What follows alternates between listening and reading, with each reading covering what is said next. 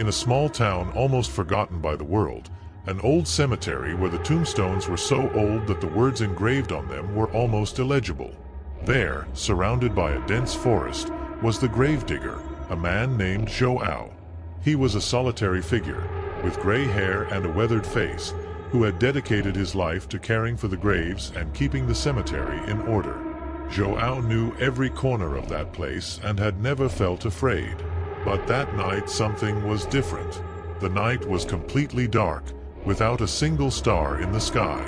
The thick clouds hid the moon, leaving everything submerged in an almost palpable darkness. Joao held an old lantern that emitted a weak light, barely enough to illuminate the path in front of him. He was digging a new grave, and the sound of the shovel hitting the wet ground echoed in the silent cemetery. Each blow of the shovel felt heavier, more sinister, as if the ground were resisting. As he dug, the wind began to blow, causing the leaves on the trees to dance eerily. It was as if the wind was whispering secrets that Joao preferred not to hear. Suddenly, a chill ran down his spine, and he felt as if he was being watched. Lifting his head, he looked around and saw, in the neighboring field, a dark figure moving slowly. The figure was indistinct, a blur in the darkness, but there was something terribly wrong with it. Joao's heart began to beat faster, and he felt his body freeze in fear. His eyes tried to focus on the figure, but it seemed to fade and reappear, like a shadow playing in the darkness. Joao tried to convince himself that it was just his imagination, that the long years of working in the cemetery were finally affecting his mind. But the feeling of being watched did not go away. He took a deep breath and went back to work, trying to ignore the dark presence. As he dug, he heard a soft, almost imperceptible sound, like a whisper. He stopped and listened carefully. The sound seemed to be coming from underground. Joao felt his heart racing even faster, but he decided to investigate. He knelt down and put his ear to the ground.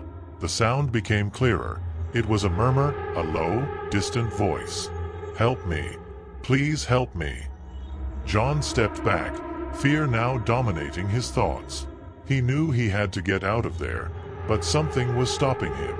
Maybe it was curiosity, or maybe a sense of duty. He grabbed his flashlight and began to dig harder, determined to discover the origin of that voice. With each shovel of dirt removed, the murmur grew louder. "Help me. I'm here." The voice sounded desperate, pleading. John finally hit something hard. He cleared away the surrounding dirt and discovered an old wooden box, covered in moss and with the edges frayed by time. With shaking hands, he opened the box. Inside was an old diary, its pages yellowed and fragile. Joao leafed through the diary, and the words written in it told the story of a young girl named Clara, who had mysteriously disappeared many years ago.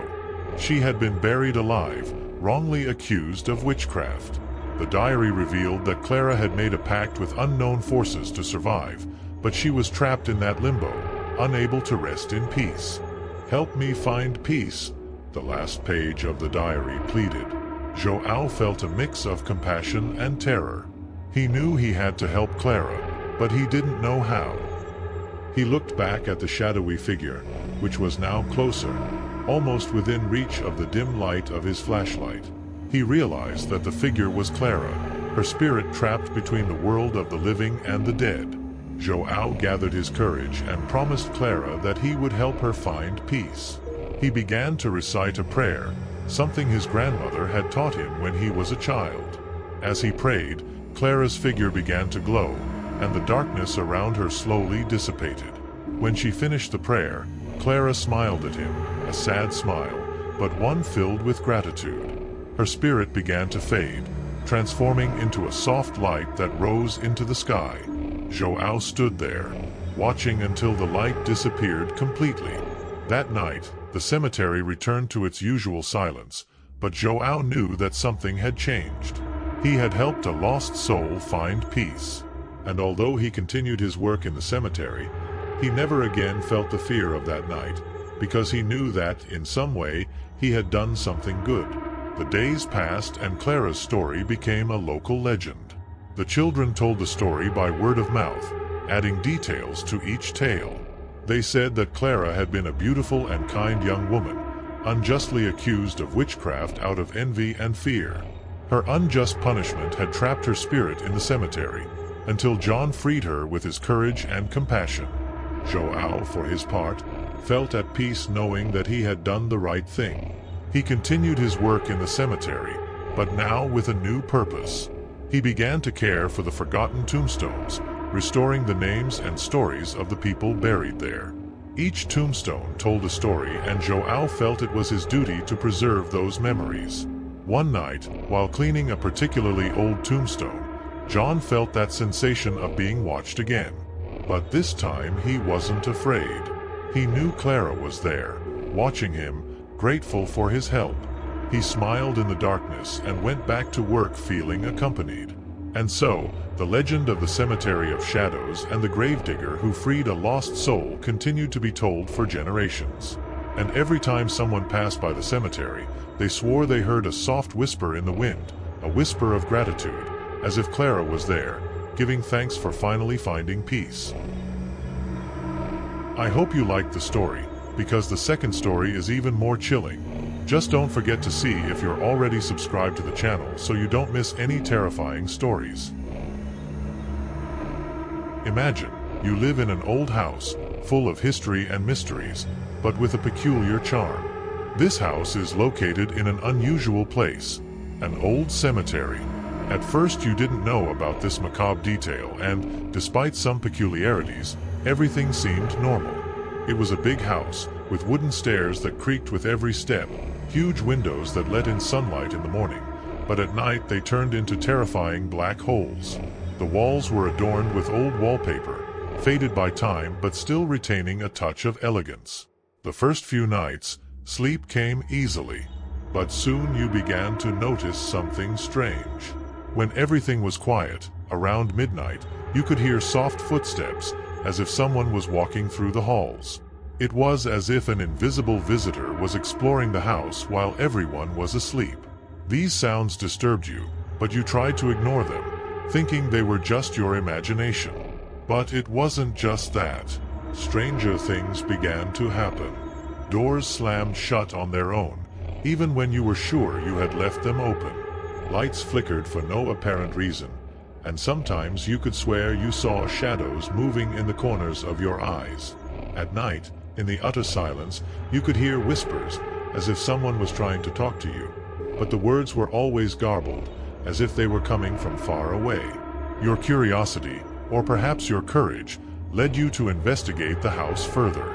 You began exploring the attic, where you found old trunks filled with old clothes, children's toys that seemed from another era, and dusty books that told of the history of the area. In the basement, you discovered old furniture covered in sheets, rusty tools, and old photographs of people you had never seen before. Then, one day, while digging in the backyard, you make a disturbing discovery. You were digging, perhaps to plant a new tree or just out of curiosity, when your shovel hit something hard. With a little more effort, you revealed human remains buried beneath the property. Realizing that your house was built on an ancient burial ground chilled you to the bone. Now every sound, every shadow, seemed to have a new meaning. The souls resting beneath your house didn't seem to be at peace, and you were about to find out why.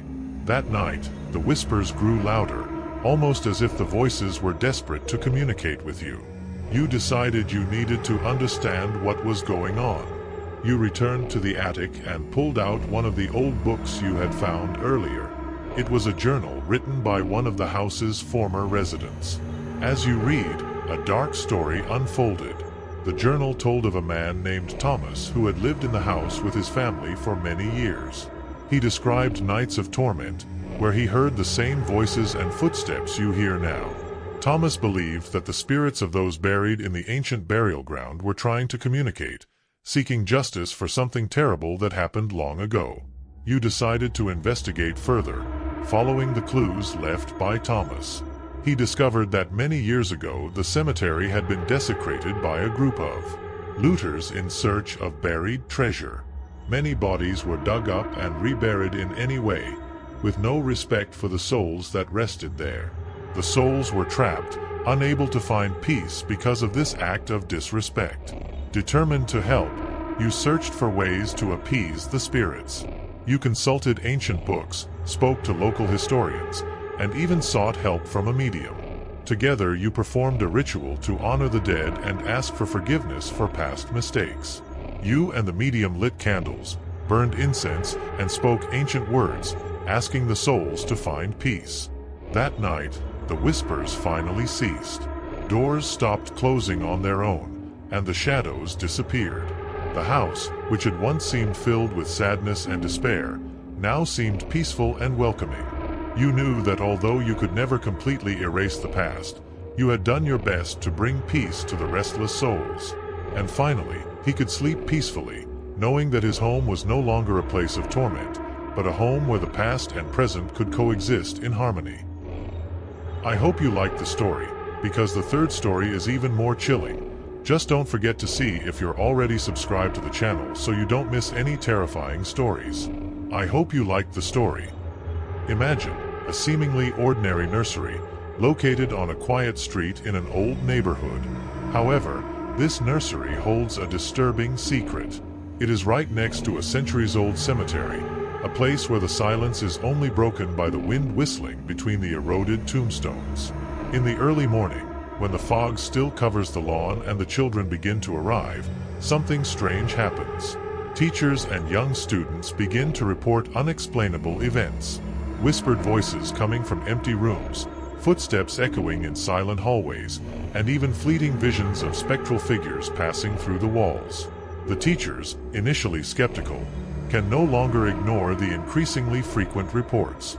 The children, eyes wide with fear, describe in terrifying detail their encounters with these dark presences. The atmosphere that was once one of joy and learning is now shrouded in an aura of mystery and tension. It was a cold, foggy morning. The sun had barely risen and the fog covered the ground like a thick blanket. The children arrived little by little, holding tightly to the hand of their parents, who soon left them at the entrance of the nursery. The director, Mrs. Marta, a lady with gray hair and a welcoming smile, greeted each one with a warm hug. But that day something felt different. "Did you hear what?" asked Lucas, a 5-year-old boy, frowning as he looked around. "Hear what, Lucas?" replied Mrs. Marta, trying not to show concern. "A whisper in the corner." She pointed to an empty room. Mrs. Marta gave him a reassuring smile, but her heart was beating faster. "It must have been the wind, honey. Come on, it's time to play." Hours passed, but the strange reports continued. Maria, a girl with braids, swore she saw a shadow cross the bathroom wall. Pedro, a curious boy, found footprints leading from the main corridor to the cemetery. And the teachers began to feel a chill down their spines every time they passed by the library. One afternoon, while the children were making a collective drawing, laughter echoed in the nursery. It was not just any laugh, it was loud and shrill, but it seemed distant, as if it came from another world. The children looked at each other in fear, and one of them, Julia, shook her friend's hand. "That's not funny," she muttered. At night, when the nursery was empty, Mrs. Marta decided to investigate. She gathered her courage and a flashlight and walked through the dark corridors.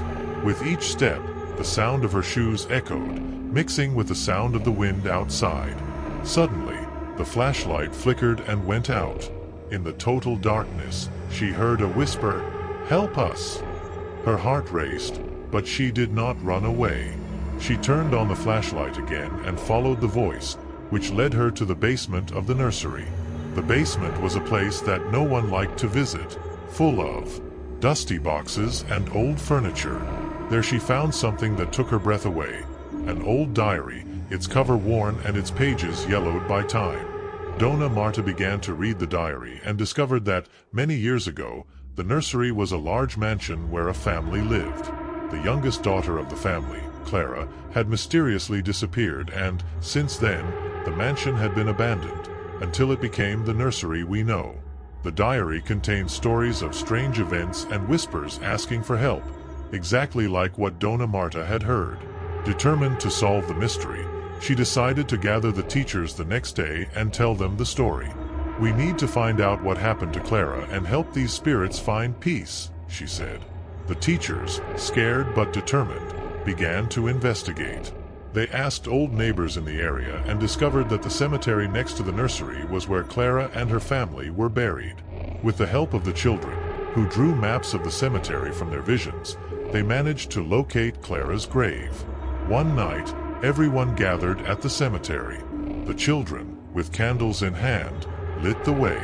The wind blew gently and a deep silence enveloped the place. When they found Clara's grave, they began to hear whispers again. But this time they were not scary. They seemed grateful. Dona Marta, with the help of an old prayer book, said a prayer for Clara and her family to find peace. Suddenly, a soft light enveloped the cemetery, and for a brief moment, they could see the figure of a smiling girl before disappearing.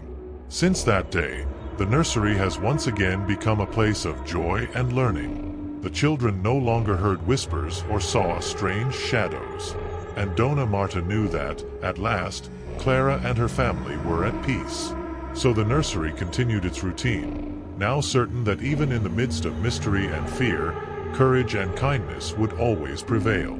And the children, though they still told stories about that scary time, knew that they would never be alone as long as they had each other. Tell me which story made your hair stand on end? Tell me which one you liked the most? Because in the next video the story is even more chilling. Just don't forget to see if you're already subscribed to the channel so you don't miss any terrifying stories.